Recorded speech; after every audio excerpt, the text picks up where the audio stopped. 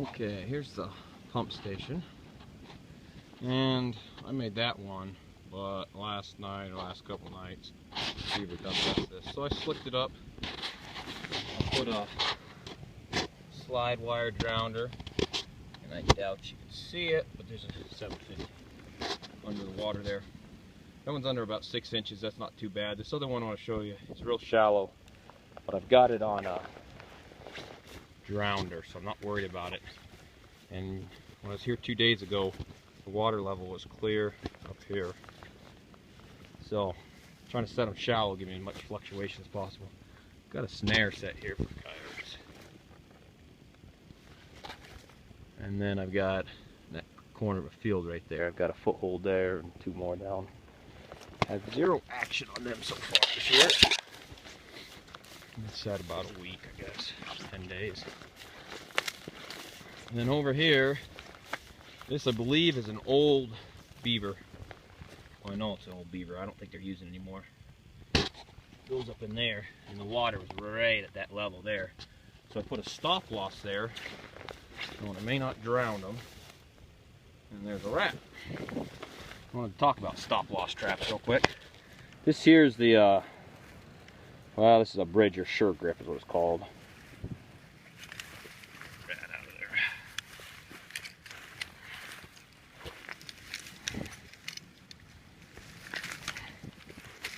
So, this one here, of course, jaw spread and everything's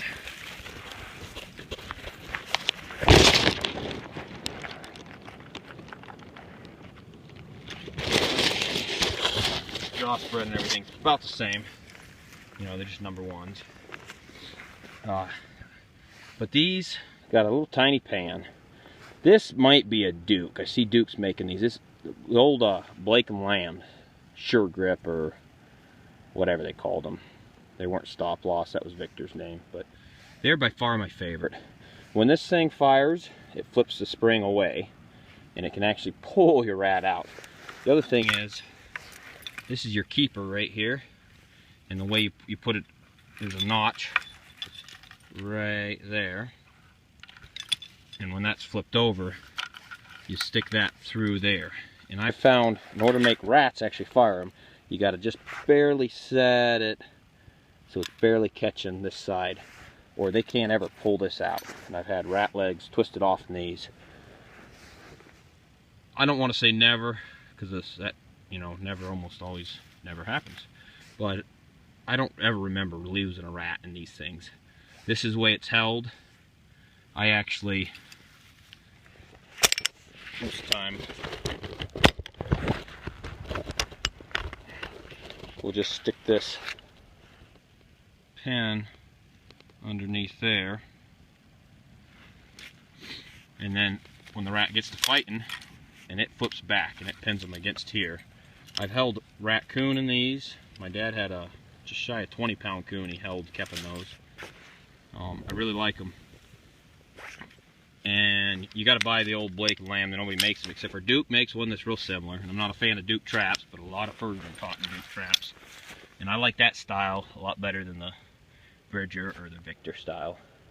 But so I'm gonna put one of my good ones here, and I guess now I'm just gonna set it down there. And I don't know if you can see down in this hole, but I set up Bridger 155 because the water level dropped now. So I'll put my trap up higher. If the water comes up, I'll get them in my trap. If it stays down there, I'll hopefully pick them up with that conibear. Just real quick, there's that flat tail gold and Sweetwater flat tail. I used one at each of these sets. Back there, and this one up here, I put another drowner in. There's the other end of this. There's a culvert or something under there. I don't know. I've never been here when the water's flowing up to sea, but it's on the other side of that down there that we just pulled that beaver out.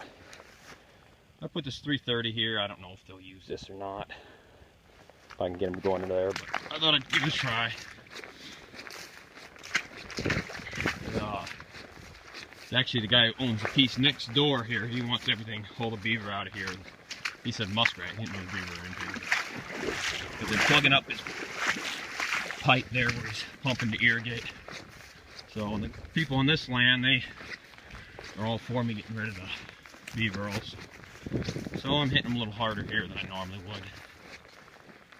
And this is the last set I just made. I think you can probably see that trap sitting there. Once again, I would not normally set beaver traps that shallow, because I like to get them by a hind foot and you can't twist off. But I've got this on a real good drowner and a rock cabled out there. And then, like I said, the water level's clear up here. I've got a snare hung right here. And put that up for coyotes the other day, but there was water underneath that snare. I didn't think I was ever going to catch a coyote there. Well, that's pretty much what I got going on here. There's just another one of them snares. Alright. I'll keep you posted. Oh, I guess one more thing I can show you. There's how I do a pocket set over there. And I just got a 1.5 Montana in front of it. I use a lot of Victor 1.5s too. I like the coil springs. They work good, and we get a lot of mink and muskrat. I tuck grass up in the hole. I don't think you can see that on the camera, but